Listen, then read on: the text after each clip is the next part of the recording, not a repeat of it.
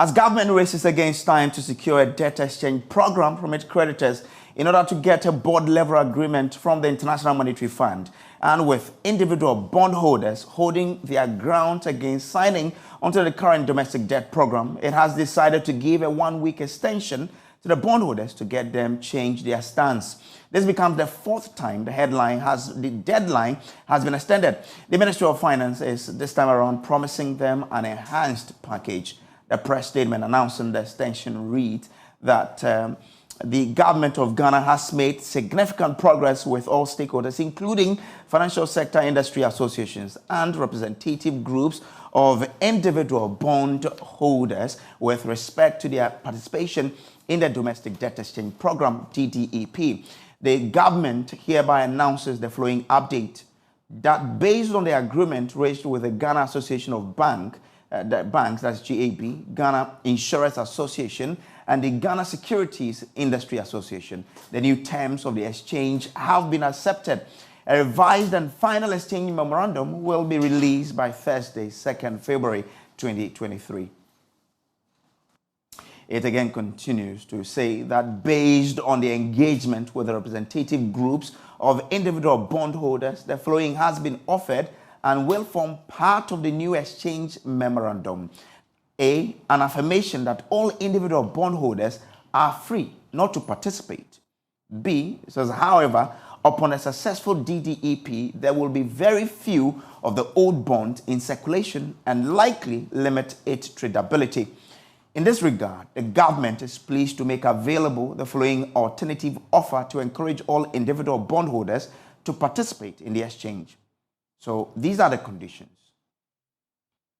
Now, all individual bondholders who are below the age of 59 years will be offered instruments with a maximum maturity of 5 years instead of 12 years and a 10% coupon rate.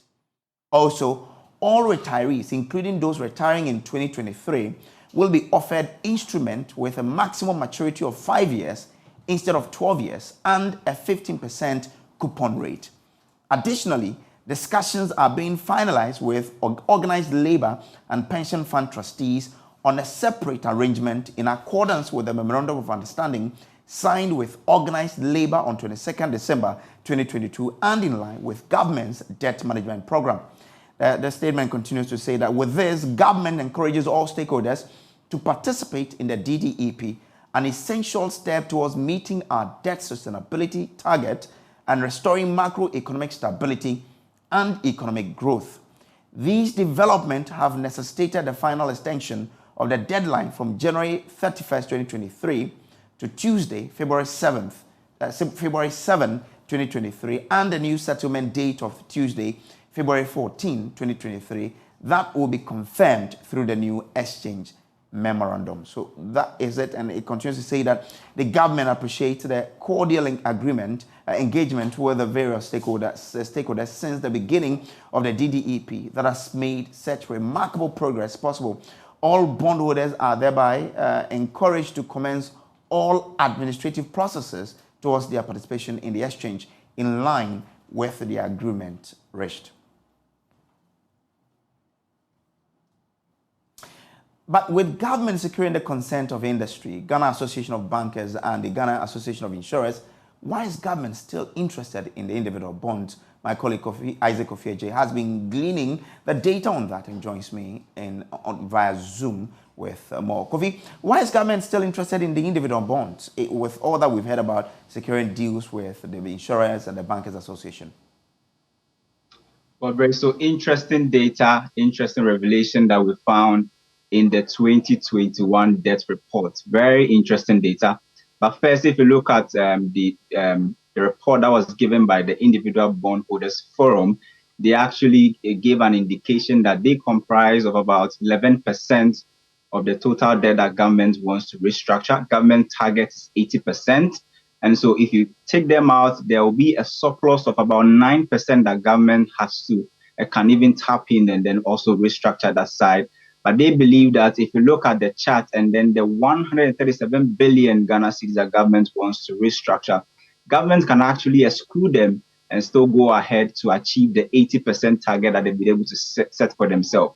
But interesting data contained in the 2021 debt report reveals that if you look at the government bonds or government securities that we have, most of the short-term securities that were bought were by individual bondholders. So individuals actually bought short-term securities. So this simply means that if government is restructuring its debt, then they will have to look at the short term, because currently the most important, debt that should be restructured should be all those should be long run, short run, and also medium term. But the medium term and the long run actually are being bought by banks, insurance companies, and other companies. But the short term securities that we have are being bought by individuals and then natural persons. And this, according to the 2021 report, if you look at the 4-year bonds that were bought in 2020, as of 2021, was worth some around 541 million Ghana cedis. 5-year bond is still a short term, it's around 30 billion Ghana cedis. Additional 6-year bond that was bought around 8.6 billion Ghana cedis. 7-year bond is around 8.8 billion cedis. So, Brace, if you add from 4 years to about, let's say, 5 years, we are looking close to 50 billion, Ghana cedis that we're talking about. And so if government's target is to restructure 137 billion cedis, then they will have to critically look at the short-term bonds. And the short-term bonds are being held by individual bond holders. And so government would want to look at this at 15.5 billion. That's just if you look at just individual bond holders, government look at somewhere 15.5 billion. So it will be so difficult for government to just let go of 15.5 billion if their target is 137 billion. It's so significant. That is why government is saying that we are giving you a good offer, but we are still encouraging you to participate, because we can't assure you the tradability of your bonds if the debt exchange kickstarts, or if the new bonds are being, start. We can't assure you of the tradability of your bonds. And so if you look at the data, most of the long-term bonds are being bought by institutions, banks, insurance companies, but the short-term bonds are being held by individuals and governments. If it really wants to restructure debt and actually attain the 50% debt to GDP ratio by 2028, but still a short-term or probably medium-term in our case, Okay. then government will critically have to look at the bondholders who are having most of their bonds in the short term. Okay, grateful. Now, head of the political desk here at Joy News, Evan Smith, who has been keenly following this issue, joins me in studio with more on this development. Evan, you've been speaking with the various stakeholders who are affected by this. What have they been making of this extension given? So across the board, they all say these terms, the terms that we've just put out the new offer on the table, is still unacceptable. So we have the Individual Bondholders Association of Ghana, led by Martin Kwebu, who I spoke to, who say that they will not accept the new terms. They will take the finance minister on that first key point, which is that when this is the first time we're hearing an official statement from the ministry state affirming that you are allowed not to participate. And so that is the option they will exercise, which is not participate. Because in essence, he makes the point that this offer is still inferior to the original bonds people are currently holding. Because original bonds, your interest is upper of 18, 20, 25%. This is, 10% every year, maximum maturity of 5 years. So it's still inferior. That's the point that Martin makes, and that their original position of exempt still applies. But because now the wording of that is been couched as you allowed not to participate, they'll take that offer. But also, they are also further emboldened by the finance minister's own commitment to them when they met him, that there will be no punitive, measure or sanctions for any individual bondholder who chooses not to participate, as he said. And he told the individual bondholders this when they met him last week Friday, and then subsequently when he did an interview with the Graphic, he reasserted that. Then we have the Pensioners Individual Bondholders Forum, led by a stalwart in the the industry when it comes to securities. The former boss of the Securities and Exchange Commission, Dr. Edouard Anyonchi, who says, as far as he's concerned and his group of pensioners who are holding on to bonds, this is also not good for them. It's not good enough for them. And so they want an exemption. But his approach is unique. They're not just taking up the finance minister when he says that you are allowed not to participate. They're not taking him up on that offer. They want an explicit exemption, which is the finance minister possibly must craft a document in which he commits to exempt them. And I asked him, so what's the difference between being exempted and not participating? Because this is voluntary, you cannot participate. And he says, well, the two completely different. Because if you get an explicit commitment, preferably in writing that you're exempted, then the government and the finance ministry is committing to honor, your bonds once the coupons are due and one day mature, right? But if they don't give you that explicit commitment written, and they just say, you are allowed not to participate, down the line, in the current economic context, they can default there, right? So that's why they just don't want to take up that first point. They want an explicit exemption. So those two groups clearly say that this is not good enough, and they're still going with exempt or we're not going to participate.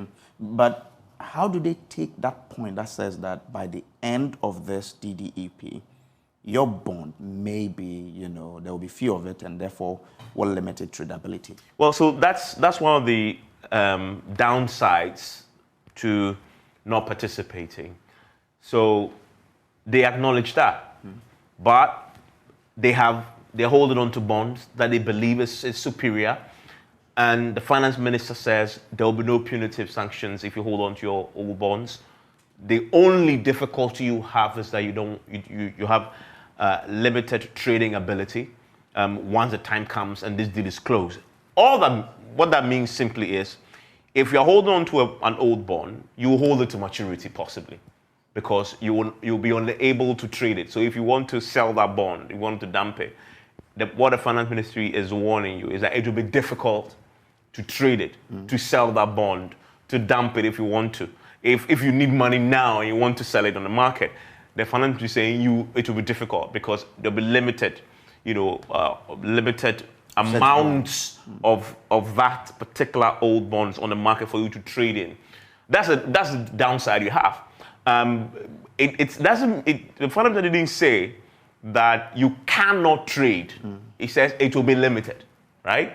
So there's still a window there. Okay. You are either making the decision that it's going to be much more difficult to sell it. That's one. Or I'm going to hold it to maturity anyway, because your original bonds and the tenure is spelled out. You intended, you bought it when you bought it, you intended to hold it to maturity anyway. And I don't really care whether there's limited, tradability of it or not. And so people have to make their own decisions. And for Individual Bondholders Association, their decision is they will not take this offer. They will stay in the area where the finance minister has himself asserted that you're allowed not to participate. For pensioners, they say, yeah, we see that, but still give us an explicit exemption. We see how this plays out forward. So what would this mean for government if all of these groups say that we'll not take it as they're saying now? I mean, one of the things that, if you read in between the lines, the key question we need to be asking is, government wanted 80% subscription for the debt exchange program to be deemed successful. As we speak tonight, going into the 7th, when this closes, does government have 80% subscription? If you read in between the lines, the fact that they are still inviting the bondholders, and not only that, they've gone back to pension funds and the labor unions, who they had previously explicitly at a press conference publicly exempted, to now say, come back, let's engage, right? That should possibly give us an indication the government does not necessarily have its 80% subscription.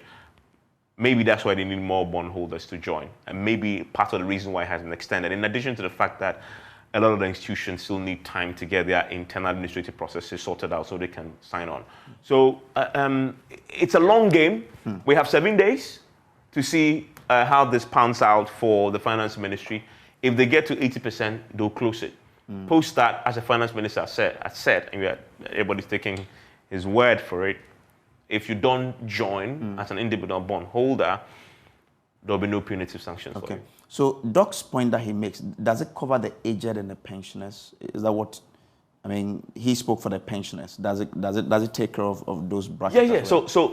So you're talking about Dr. Eduan Anorenchi. Exactly, yes. So he represents the individual pensioners, individual bondholders pensioners association. So these are pensioners who have bought bonds. They are individual bondholders, but the only distinguishing feature is that they are pensioners. Okay. So he's speaking for that group. Okay, and remember that that group has been given a special dispensation. 15%. 15% coupon and a maximum maturity of 5 years. He said that is not good enough for them, right? But they want clear exemption. So he's speaking for that group of. All right, then. Thank you very much. So that's Evan Smith, and he is head of the political desk here at Georgia.